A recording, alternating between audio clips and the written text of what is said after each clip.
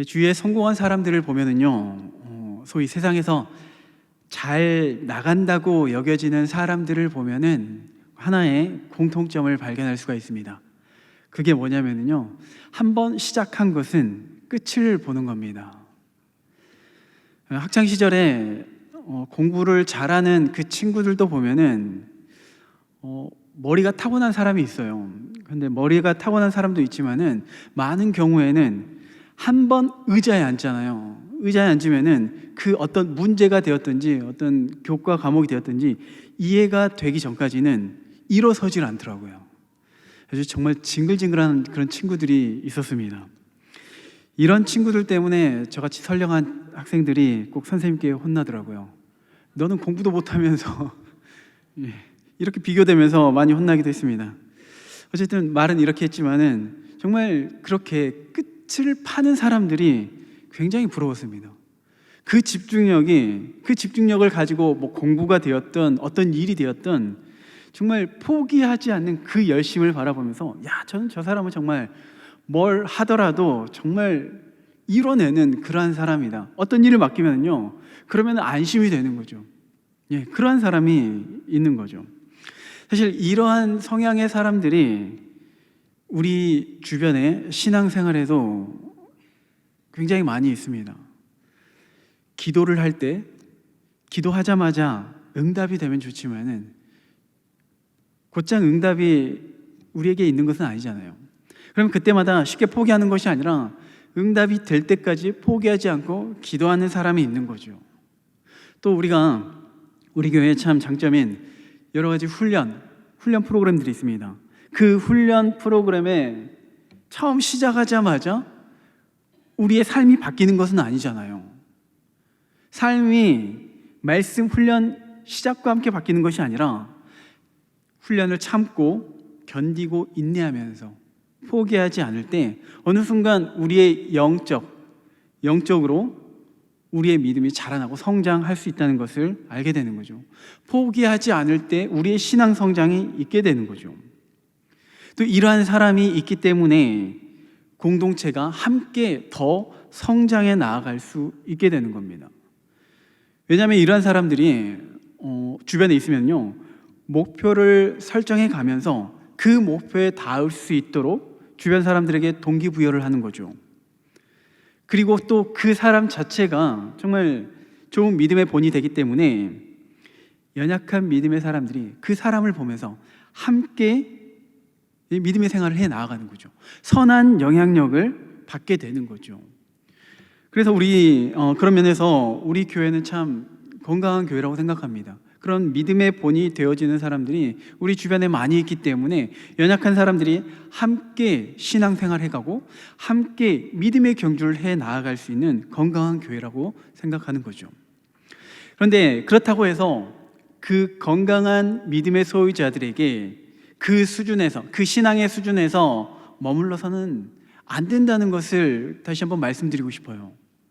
지금 우리의 신앙, 이 정도면 됐지라고 생각되어 버리면요, 결국엔 넘어지게 될 수밖에 없습니다. 고린도전서 10장 12절에 선줄로 생각하는 자는 넘어질까 조심하라, 이렇게 말씀하는 거죠. 우리의 신앙에 안주해 버리는 순간 믿음이 도태되기 때문에 끊임없이 부족함을 인정하고 하나님 앞에 나아가기 위해서 노력해야 되는 겁니다. 이러한 은혜가 우리 안에 있기를 소망합니다. 이렇게 목표를 바라보면서 포기하지 않고 한 걸음 한 걸음 나아갈 때 우리의 영적 성장이 있게 되는 거죠. 그것도 빠르게 영적 성장이 있습니다. 또 공동체에 큰 유익이 되는 거죠. 그런데 지나치게 이 목표만을 바라보면서 달려가게 되면은요, 놓치는 것들이 있어요. 내 옆에 있는 사람들의 그 마음을 헤아리지 못할 때가 있습니다. 그들이 지금 얼마나 아파하고 있는지, 어떤 상처를 가지고 있는지 우리가 헤아릴 수가 없어요. 그 영적 상태가 어느 수준인지 헤아리지 못한 채 목표를 향해서 달려가다 보면은 오히려 그 공동체 안에 상처가 생길 수가 있는 거죠. 와해되고 결속력은 연약해질 수밖에 없습니다. 공동체에 정말 도움이 되는 사람인데 오히려 공동체에 분열을 일으킬 수가 있다는 거예요. 오늘 본문이 바로 그런 부정적인 면을 잘 보여주는 대목인 것 같아요. 본문에 등장하는 바리새인과 서기관들은요, 예수님과 또 그 제자들과 대립 관계에 있기 때문에 이게 공동체로 묶을 수가 있는가, 이렇게 생각이 들 수가 있지만요, 그런데 그 공동체의 범위를 조금 넓게 보면은요, 이들은 모두 다 메시아를 기다려온 아브라함의 후손입니다. 이스라엘 공동체예요. 하나님을 섬겨온 이스라엘의 공동체예요.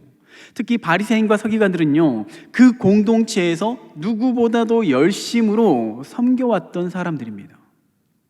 그런데 이들의 그릇된 열심이 그 공동체를 오히려 깊은 수렁으로 빠뜨리고 있습니다. 마태복음 23장 13절입니다. 화 있을진저 외식하는 서기관들과 바리새인들이요, 너희는 천국문을 사람들 앞에서 닫고 너희도 들어가지 않고 들어가려 하는 자도 들어가지 못하게 하는도다. 이 공동체가 천국으로 함께 들어가야 되는데 너희들도 들어가지 않고 들어가려고 하는 그 백성들마저도 들어가지 못하게 하는 그 공동체에 해를 끼치고 있는 존재이다, 이렇게 이야기를 하는 거죠. 그러면 이들이 처음부터, 바리새인들이 처음부터 의도적으로 나는 지옥에 가야지, 그런데 나만 가면 재미없으니까 좀 다 데리고 가야지, 이런 마음으로 신앙생활 하지는 않았을 거라는 거죠. 분명히 처음에는 좋은 의도와 목적을 가지고 율법을 배웁니다. 그리고 그 율법을 가르치는 자리에까지 이르게 된 거죠. 그들의 신앙에 열심이 있었던 거죠. 그런데 어느 순간 잘못된 생각에 사로잡히게 됩니다. 물론 인간인지라 잘못된 생각을 할 수 있죠. 욕심에 이끌리다 명예욕에 사로잡힐 수도 있죠. 그리고 진리가 아닌 왜곡된 길로 향할 수도 있습니다.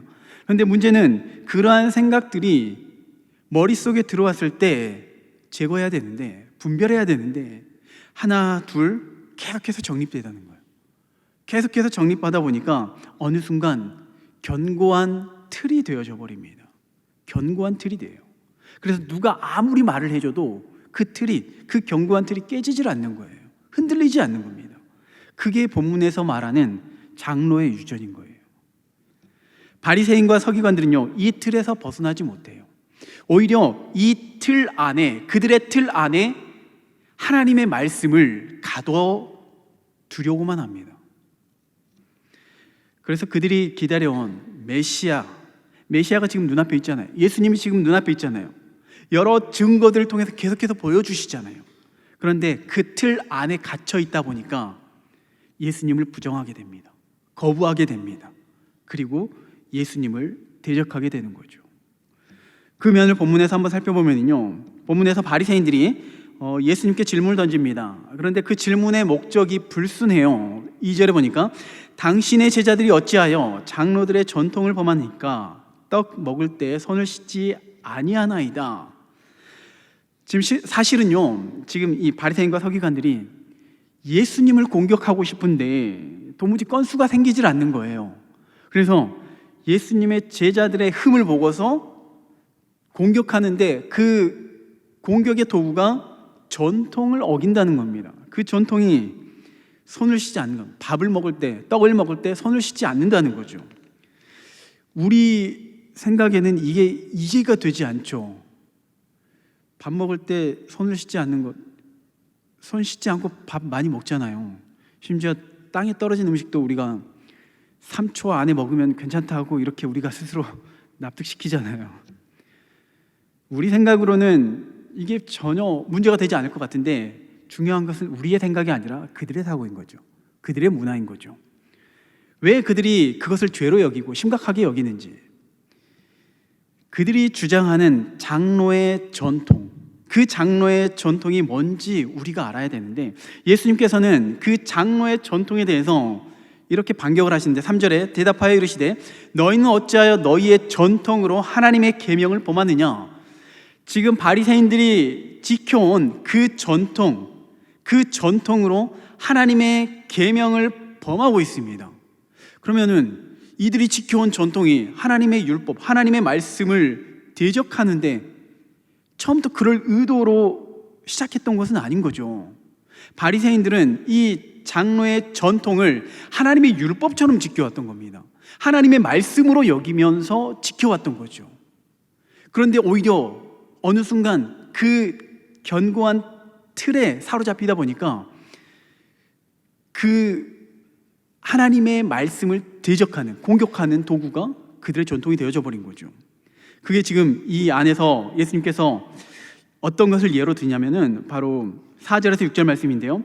하나님이 이르셨을 때 내 부모를 공경하라 하시고 또 아버지나 어머니를 비방하는 자는 반드시 죽임을 당하리라 하셨거늘. 십계명의 지금 말씀이죠. 너희는 이르되 누구든지 아버지에게나 어머니에게 말하기를 내가 드려 유익하게 할 것이 하나님께 드림이 되었다고 하기만 하면 그 부모를 공경할 것이 없다 하여 너희의 전통으로 하나님의 말씀을 폐하는도다. 자, 이게 지금 고르반이라고 이야기를 하는 건데요. 자녀가 연로한 부모를 부양하는데 마땅히 부양을 해야 되는 거죠. 그런데 부양을 하는데 돈이 듭니다. 자식들이 부모를 공경하는데 돈이 들어요. 이게 너무나도 당연한데 이 돈이 아깝다고 생각이 되는 거예요. 아깝다고 생각이 들면서 자식들이 부모님께 이렇게 말해요. 이것은 고르반입니다.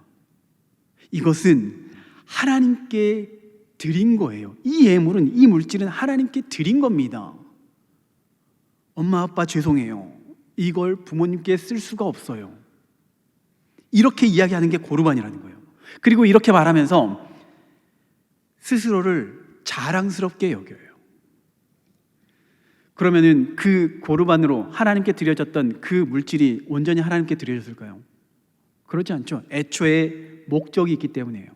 나를 위해서 사용하기 위해서 하나님께 적당히 떼어드리고 자기를 위해 사용하는 거죠. 이게 고르반이고 이게 그들의 전통이라는 거예요. 그러면 그 전통으로 십계명, 하나님께서 말씀하신 그 십계명을 깨트려 버린 거죠. 그 전통으로 십계명을 무시하고 하나님의 말씀을 거절하는 겁니다. 그래서 예수님께서 6절 하반절에 너희의 전통으로 하나님의 말씀을 폐하는도다. 너희의 전통, 6절 하반절에 너희의 전통, 하나님께서 주신 게 아니에요. 그들 스스로가 만든 겁니다. 그들이 만들어 놓은 거예요. 그것으로 하나님의 말씀을 폐하는도다. 이렇게 예수님께서 비난하는 겁니다. 장로의 전통은요, 사실 처음부터 그렇게 하나님의 말씀을 대적한 것이 아니라 유대인들에게 전해온 그 하나님의 말씀, 그 율법을 어떻게 하면 우리의 삶 속에서 구체적으로 실현시킬 수 있을까? 지킬 수 있을까? 이러한 깊은 고민에서 시작된 게 전통이거든요. 그 유전이거든요. 목사님께서도 자주 예화를 드셨지만은 안식일을 거룩하게 지켜야 되잖아요. 분명히 율법에서 그렇게 가르치고 있으니까. 그러면 어떻게 하면은 우리의 삶에서 안식일을 거룩하게 지킬 수 있을까 고민하다가 나온 것이 그러면은 이 거룩하게 지켜야 되니까 일을 해서는 안 돼. 우리를 위해서 일을 해서는 안 돼 라고 생각하면서 그러면 일을 하지 않는 게 뭘까? 안식일에 일을 하지 않는 것이 뭘까? 요리를 하는 것이 요리를 해서는 안 되겠다. 불을 사용해서는 안 되겠다. 이게 일이 되기 때문에 그러면 거룩하게 지키는 것이 불을 피우면 안 되는 것이다. 이렇게 세부적인 조항을 만드는 거죠. 그리고 일을 해서는 안 되기 때문에 우리를 위해서 많이 걸어서는 안 돼. 제한하는 거죠. 그리고 이제 그때 당시에는 엘리베이터가 없었지만 지금도 유대인들이 그 안식일을 거룩하게 지킨다고 이야기를 하잖아요. 거룩하게 지키면서 엘리베이터의 버튼을 누르면 안 돼. 이것도 일이기 때문에. 그래서 안식일이 되면은 건물마다 엘리베이터가 층층마다 올라갈 때마다 모든 층마다 다 멈추고 내려갈 때마다 모든 층마다 다 멈춘다고 이야기를 하잖아요. 이게 참 얼마나 웃긴 일입니까? 하나님께서 율법을 주신 이유는요, 하나님을 사랑하고 이웃을 사랑하는데 그 목적이 있는데 이런 쓸데없는 세부 조항을 만들어 놓고서 오히려 사람들을 괴롭히고 있습니다. 전통이라고 이야기를 하면서 사람들을 괴롭히는 선에서 끝나는 것이 아니라 하나님의 말씀까지 대적하는데 이르게 되는 게 바로 그들의 전통인 거죠. 결국 이들의 관심은요, 율법을 주신 하나님께 있는 것이 아니라 하나님을 통해서 내 명예를 쌓고 내 이득을 취하고자 하는 그런 행위로 변질돼 버린 겁니다. 그래서 메시아를 기다려온 그 유대인이지만은 그 어느새 견고한 틀 안에, 그 전통이라는 그 틀 안에 갇혀 있다 보니까 메시아를 알아보지 못하는 겁니다. 아니, 정확히 말하자면은 메시아에 관심이 없는 거예요. 그걸 어떻게 알 수 있냐면요, 1절에 보면은 이렇게 시작하죠. 그때에 14장에서 어떤 여러 가지 사건이 있었는데 그때에 15장이 시작됩니다. 그때라고 이야기를 하면서, 그러면 14장에 무슨 일이 있었는지 의도적으로 지금 연결하고 있으니까 알아봐야 되는데, 14장에 무슨 사건이 있냐면요, 세례 요한이 순교하고 그 이후에 예수님은 제자들과 여러 고을을 다니면서 병을 고치시고 복음을 전하세요. 많은 사람들이 예수님의 따르면서 말씀을 듣는데 저녁이 되니까 배가 고프죠. 어찌할까요? 그래서 예수님께서 물고기 2마리와 떡 5개로 기적을 일으키십니다. 오병이어의 사건이죠. 오병이어의 사건, 광야에서 그 출애굽 백성들이 먹었던 그 만나와 메추라기를 먹었던 그 출애굽을 연상시키는 그 사건을 예수님께서 일으키세요. 자, 그 사건이 있었죠. 그 이후에 이제 제자들이 배를 타고 바다를 건너려고 합니다. 바다를 건너려는데 예수님께서 무리를 걸으셔서 그 제자들에게 오는 그 사건이 등장해요. 이 사건은 예수님과 제자들만 경험했던 사건이기 때문에 패스하고요.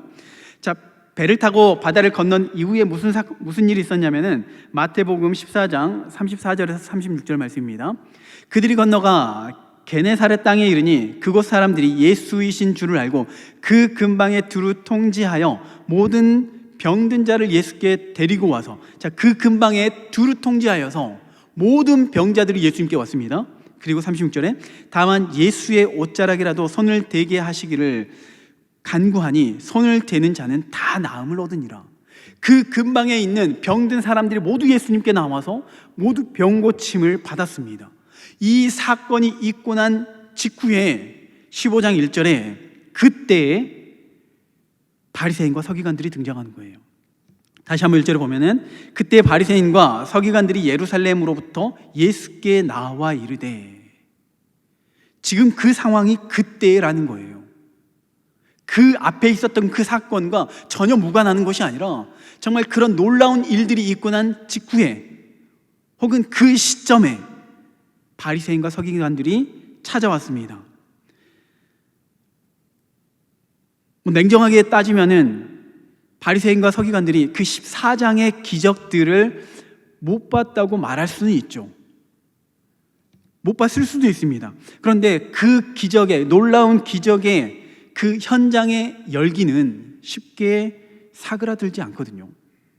생각해 보면은요, 제가 그 2002년 월드컵 때, 그때는 진짜 난리가 아니었잖아요. 온 국민들이. 그 열기가 너무나도 후끈후끈 거렸습니다. 근데 생각해 보면은요, 축구 경기가 있던 그때만 열기로 가득했나요?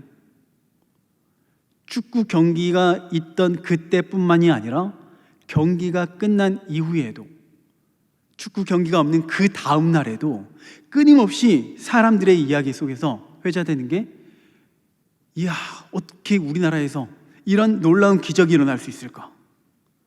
계속해서 축구 경기를 이야기를 하는 겁니다.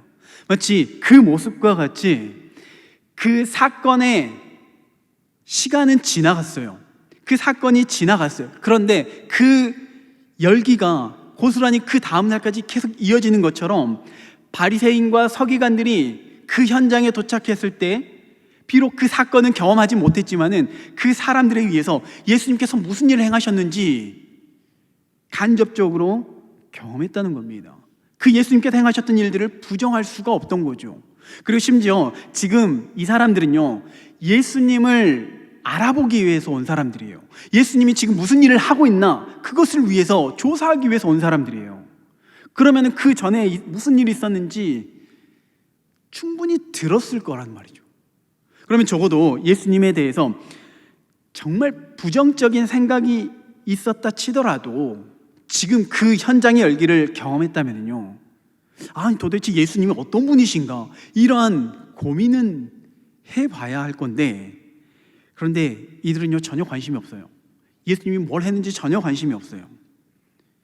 애초에 그들의 생각에는요, 지금 이들이 예루살렘에서 이곳으로 파송받았습니다. 예루살렘에서 요구했던 게 뭐냐면은 그 예수를, 그 청년 예수를 어떻게 하면은 넘어뜨릴 수 있을까, 그 실마리를 가져와라. 그래서 그 생각의 틀 안에서, 그 고정관념 안에 사로잡혀 있다 보니까 예수님이 뭘 했든지, 사람들이 예수님을 어떻게 칭찬하든지, 어떠한 이야기를 하든지 전혀 관심이 없는 겁니다. 그리고 자신들이 지켜왔던 그 틀 안에서 지켜왔던 그 전통, 그것을 어겼던, 손을 씻지 않고 떡을 먹었던 그 행위에 집중하고서 예수님을 비난하는 거죠. 예수님은요, 그 바리새인과 그들의 행위에 대해서 이들은 이사야 때 이스라엘 백성들의 행동과 같다고 이야기를 하는데, 7절에서 9절 말씀에 보면은 외식하는 자들아, 이사야가 너희에 관하여 잘 예언하였도다. 일렀을 때 이 백성이 입술로는 나를 공경하되 마음은 내게서 멀도다. 사람의 계명으로 교훈을 삼아 가르치니 나를 헛되이 경배하는도다 하였느니라. 자, 이거는 지금 이사야 29장을 배경으로 지금 인용하는 말씀인데요, 하나님께서 이사야 선지자를 통하여서 이스라엘 백성들에게 하셨던 그 말씀의 의도를 알아야겠죠. 그 배경을 알아야지 조금 이해할 수가 있는데요, 이사야서가 쓰여졌던 그 배경, 당시 이스라엘 백성들은요, 하나님의 심판의 메시지가 있을 때, 그러니까 이사야 선지자가 하나님의 말씀을 가지고 너희는 이렇게 심판받아 마땅하다, 이 패역한 백성들아 이렇게 심판할 때 그들이 어떤 삶을 살았냐면요, 정말 열심히 하나님을 섬기고 있었습니다. 의외죠. 그 백성들이요, 하나님의 심판, 하나님의 진노가 있는 그때에도 열심히 하나님을 섬겼거든요. 열심히 하나님께 제사를 드렸어요. 제사를 드릴 때마다 가장 좋은 제물로 제사를 드렸습니다. 그리고 그때 당시 제사를 어떻게 드리냐면요, 제사를 드리고 성전에서 하나님께 예배를 드리잖아요. 예배를 드릴 때 수많은 찬양으로, 수많은 노래로 하나님께 찬양을 드리면서 춤추면서 하나님께 경배를 드려요. 자, 그 모습을 상상해 봐요. 정말 열심히 하나님께 예배를 드리는 그 모습, 가장 좋은 제물로 하나님께 드리는 그 모습, 춤추며 열광하면서 하나님께 제사를 드리는 그 모습, 적어도 그들의 행위만 놓고 보면은요, 누구보다도 믿음이 좋은 사람이에요. 정말 거룩한 신앙 공동체처럼 보입니다. 적어도 그들의 겉모습은 그래요. 그런데 그들의 내막에는요, 그들의 마음의 중심에는요, 하나님이 안 계세요. 이사야서 1장 11절에서 13절 말씀입니다. 여호와께서 말씀하시되 너희의 무수한 재물이 내게 무엇이 유익하뇨? 나는 순양의 번제와 살찐 짐승의 기름에 배불렀고 나는 수송아지나 어린 양이나 순염소의 피를 기뻐하지 아니하노라. 너희가 내 앞에 보이러 오니 이것을 누가 너희에게 요구하였느냐? 내 마당만 밟을 뿐이니라. 헛된 재물을 다시 가져오지 말라. 분향은 내가 가증히 여기는 바요, 월삭과 안식일과 대회로 모이는 것도 그러하니 성회와 아울러 악을 행하는 것을 내가 견디지 못하겠노라. 하나님께서 지금 그들의 제사 드리는 그 모습을 보면서요, 너희의 악을 내가 견디지 못하겠다, 이렇게 말씀하고 있는 거예요. 겉으로는 거룩해 보이죠. 하지만 정작 그 예배의 대상인 하나님에 대해서는 전혀 관심이 없습니다. 이게 패역한 이스라엘 백성들의 모습이었다는 거예요. 그 결과 하나님의 심판의 메시지가 임하는 거죠. 이사야 1장 28절에 그러나 패역한 자와 죄인은 함께 패망하고 여호와를 버린 자도 멸망할 것이라. 하나님께 제사를 드리고 있는데 하나님을 버렸다라고 이야기하는 거예요. 이 같은 배경에서 입술로는 나를 공경하되 마음은 내게서 멀어졌도다 라고 말씀하시는 겁니다. 그리고 이러한 이스라엘 백성들이요, 더 답답하고 화가 나는 게 뭐냐면요, 이사야 6장 9절 말씀을 보겠습니다. 이사야 6장 9절 말씀. 여호와께서 이르시되 가서 이 백성에게 이르기를 너희가 듣기는 들어도 깨닫지 못할 것이요 보기는 보아도 알지 못하리라. 무슨 말이냐면요, 지금 그런 패역한 행위를 하고 있잖아요. 하나님께서 선지자를 통해서 야, 지금 너희 잘못하고 있다, 잘못된 길로 가고 있다, 이걸 알려주는 겁니다. 그런데 전혀 듣지를 않는 거예요. 전혀 듣고자 하는 그런 마음이 없는 겁니다. 그 어리석음의 그 틀에 갇혀 있다 보니까요, 나는 예배 드리고 있고 제사도 잘 드리고 있고 재물도 좋은 걸로 드리고 있어, 나같이 완벽한 신앙이 어디에 있어? 오히려 나는 잘못한 게 없는데 나에게 뭐라 하고 있는 선지자에게 오히려 돌을 던집니다. 어쩌면 많은 그리스도인들이요, 이러한 이스라엘 백성들처럼 자신만의 틀 안에 갇혀서 신앙생활을 하고 있어요. 이 정도면 괜찮아, 이 정도면은 충분해, 이 정도면은 그래도 하나님께서 이해해 주실 거야. 어떤 자신의 신앙과 다른 사람의 그 믿음의 판단의 근거가 자신만의 견고한 틀이 되어져 버립니다. 이 틀을 벗어나야지만요, 우리는 건강한 그리스도인이 될 수가 있습니다. 우리의 신앙이 성숙할 수가 있는 거예요. 예수님께서 바리새인과 세리의 기도를 예로 드셨거든요. 누가복음 18장에 보면은 18장 11절 12절에 바리새인은 서서 따로 기도하여 이르되 하나님이여, 나는 다른 사람들 곧 토색, 불의, 간음을 하는 자들과 같지 아니하고 이 세리와도 같지 아니함을 감사하나이다. 나는 일에 2번씩 금식하고 또 소득의 11조를 드리나이다. 자, 바리새인이 자신의 의로움을 근거로 어디에서 그 의로움의 근거를 찾고 있냐면요, 자신의 행위에서 근거를 찾고 있습니다. 우리도 바리새인과 같은 그러한 생각으로 신앙생활을 할 수가 있다는 거죠. 우리의 그 생각의 틀에 사로잡혀서요. 고민해봤습니다. 어떻게 하면은 우리의 신앙생활을 잘했다고 할 수 있을까? 지금 현재 나는 내 신앙생활에 몇 점을 매길 수 있을까? 고민해봤거든요. 한번 여러분들도 한번, 지금 나는 내 신앙에 점수를 준다면 몇 점을 줄 수 있을까? 이런 질문을 받는다고 생각해봐요. 그러면 몇 점 주실래요? 몇 점을 줘야 할까요? 지금 애매하죠. 지금 질문의 의도가 지금 뻔히 알고. 그러면 보통은요, 아이들에게 질문을 하면은요, 그 근거를 어디에 찾냐면 일단 주일 예배도 드리고 11조도 드리고 감사헌금도 드리고, 그러면 점수가 꽤 나올 것 같은데, 생각해보니까 큐티를 빼먹었네. 그러면 점수 조금만 깎아야지. 그러면 한 70점 정도 되지 않을까? 70점 정도면 그래도 하나님께서 기뻐하시지 않을까? 여러분들은 어떠십니까? 지금 나는 몇 점짜리 신앙생활을 하고 있습니까? 그 질문을 받을 때 우리는 무엇을 근거로 하냐면은 우리 행위를 근거로 해서 판단하게 되는 거예요. 우리가 모르는 사이에 자꾸 우리의 신앙의 행위로 점수를 매기게 된다는 겁니다. 예배를 드렸다면은요, 우리는 예배를 드렸다는 것에 대해서 만족해서는 안 돼요. 이번 주도 숙제했구나. 주일도 드렸는데 수요일도 드렸어. 이 정도면은 선방했어. 이것으로 만족해서는 안 된다는 겁니다. 예배를 드렸다면은요, 이 예배를 통하여서 오늘 말씀을 통하여서 하나님께서 나에게 주신 마음이, 하나님께서 주신 그 마음이 무엇인지를 알기 위해서 노력해야 된다는 거죠. 예배를 통해서 하나님의 은혜가 없었으면은 정말 나는 아무것도 할 수가 없었는데, 이것을 우리가 다시 한번 깨달아야 되는 거죠. 그리고 감사하는 마음으로 나아가야 하는 거죠.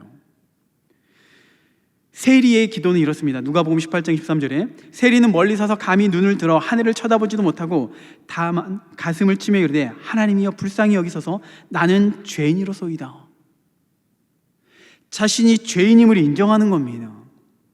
하나님 앞에 나아갈 수 없는 그런 죄인임을 인정하는 거예요. 그러니 하나님, 이 불쌍한 자에게 긍휼히 여겨 주시옵소서라는 마음으로 나오게 되는 거죠.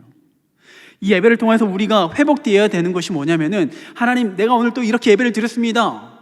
저 잘했죠. 이것으로 끝나는 것이 아니라 하나님, 오늘 또 나에게 말씀하여 주시니 그 말씀대로 살아나가겠습니다.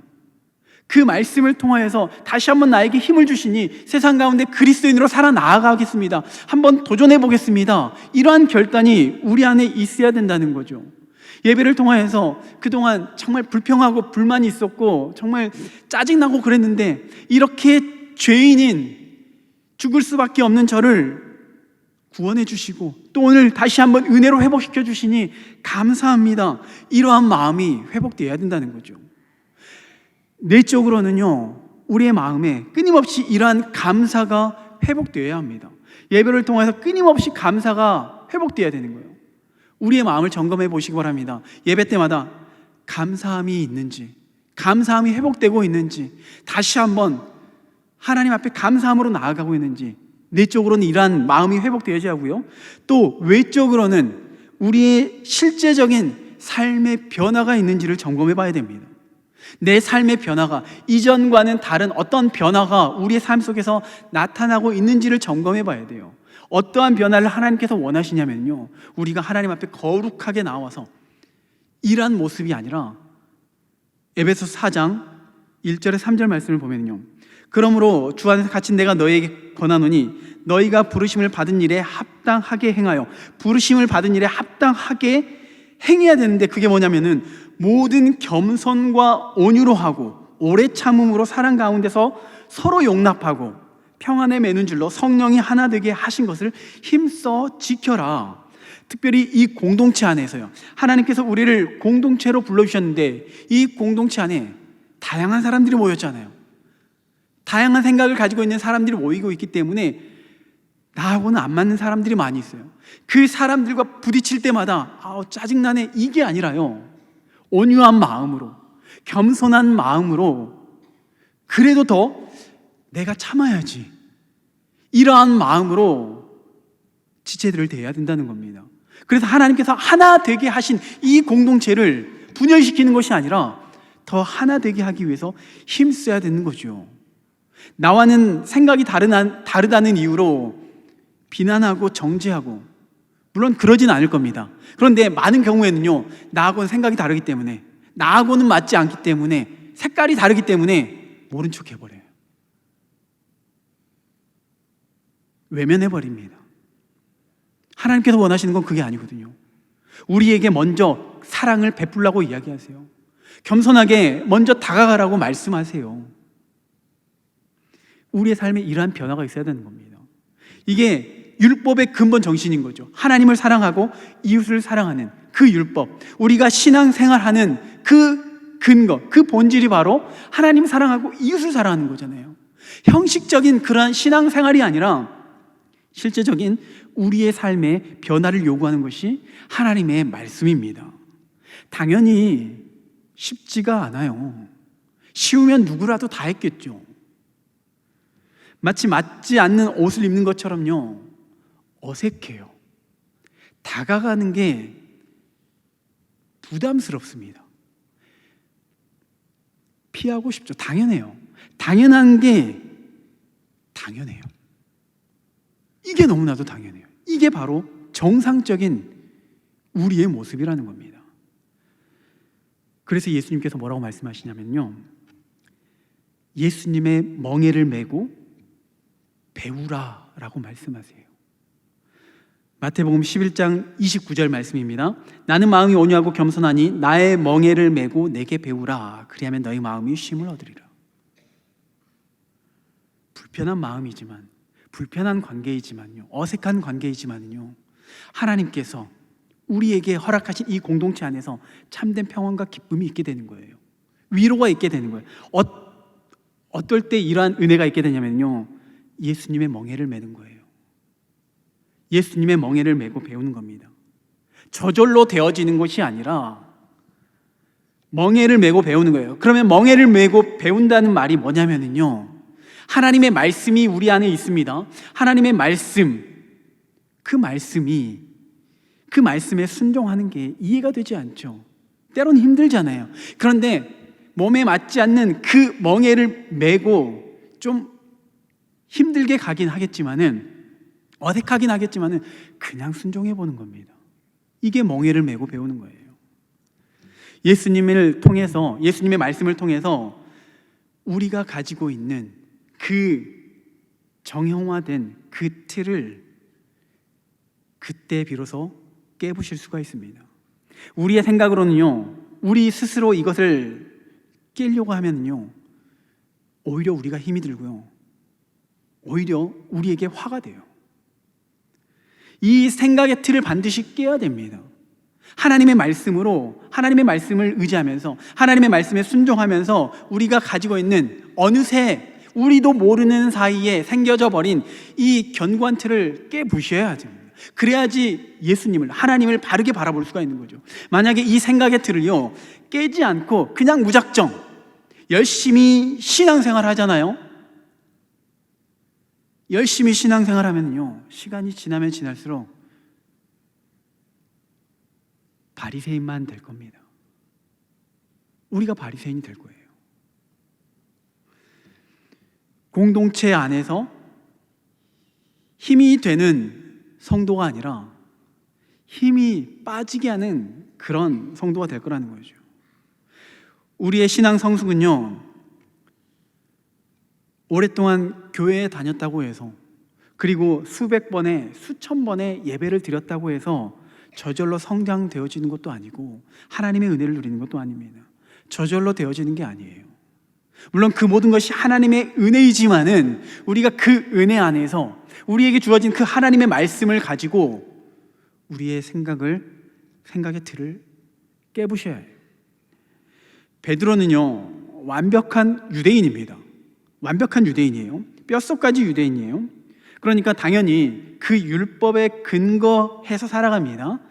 예수님께서 부활하시고 승천한 그 이후에도 여전히 그 유대인의 사고방식으로 살아갑니다. 그래서 이방인과 교제할 수가 없어요. 이방인과 교제할 수 없어요. 완벽한 율법의 틀 안에서 살아나가고 있는 거죠. 여전히요. 그러다 베드로가 이 고정관념, 자신이 가지고 있던 그 율법의 틀을 깨부시게 됩니다. 베드로가 그 고넬료 집에 초청받아서 그에게 복음을 선포하고 세례를 베푸는 장면이 있죠. 그때 베드로가 그 고넬료, 그 사람에게 이렇게 이야기를 합니다. 사도행전 10장 28절에 이르되 유대인으로서 이방인과 교제하며 가까이 하는 것이 위법인 줄은 너희도 알거니와. 지금 베드로가 이야기를 하는 거예요. 베드로가 이러한 마음을 가지고 있었어요. 예수님께서 부활하시고 승천한 이후에도 여전히 이러한 마음을 가지고 있었습니다. 그래서 교제할 생각이 없었어요. 하나님께서 내게 지시하사 아무도 속되다 하거나 깨끗하지 않다 하지 말라 하시기 전까지는 교제할 생각이 없었어요. 그런데 하나님의 말씀이 임하고 그 말씀 안에 순종하게 될 때요, 그 말씀대로 살아나가게 될 때 어느새 그 율법의 틀을 깨어낼 수가 있었던 겁니다.